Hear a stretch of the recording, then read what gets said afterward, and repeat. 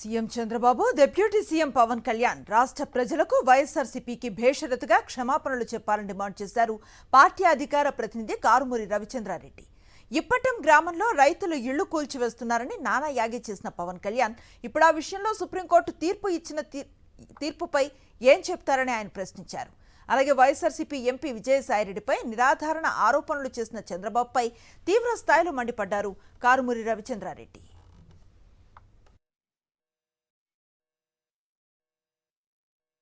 ఆ రోజున yellow media చేసిన యాగి, పవన్ కళ్యాణ్ గారు చేసిన హడావిడి హంగామా, ఈనాడులో ఆ రోజు రాసిన కూల్చేసేంత కక్ష అని చెప్పి హెడ్లైన్సు, దానికి ఎప్పటికప్పుడు సాక్షి ద్వారా మేము ఇచ్చిన వివరణ ఏదైతే వాస్తవం ఏదైతే ఉందో సాక్షి ద్వారా ప్రజలకు ఎప్పటికప్పుడు చెప్తూ వచ్చాం.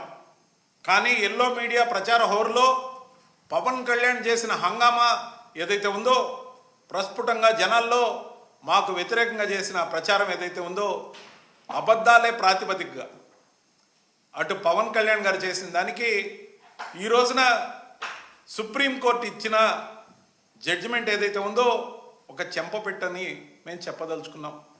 ఒకవైపున అక్కడి రైతులు మాకు మీ సానుభూతి అవసరం లేదని ఫ్లెక్సీలు పెట్టడం వాస్తవం, మరోవైపున నోటీసులు ఇవ్వలేదని చెప్పి యాగి చేసిన మాట అబద్ధంగా రుజువైంది. కాబట్టి ఖచ్చితంగా బేషరతుగా అప్పటి ప్రభుత్వంగా ఉన్న వైఎస్ఆర్సీపీ పార్టీకి ఈ రోజున క్షమాపణ చెప్పాల్సిందిగా డిమాండ్ చేస్తున్నాం.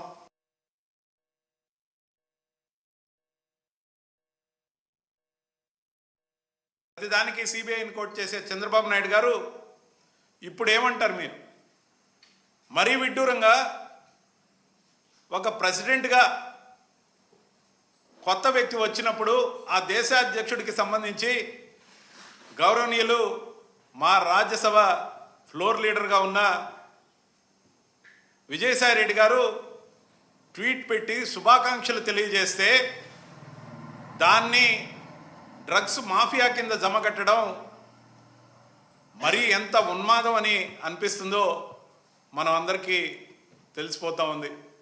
అందుకే మిమ్మల్ని నారా చంద్రబాబు నాయుడు గారు ఈ రోజున సిబిఐ ఇచ్చిన రిపోర్ట్ ప్రకారం, మరీ ముఖ్యంగా అటు కేంద్రంలో ఎన్డీఏ పాలన ఉంది, ఇటు ఆంధ్రప్రదేశ్లో మీ పరిపాలనే ఉంది.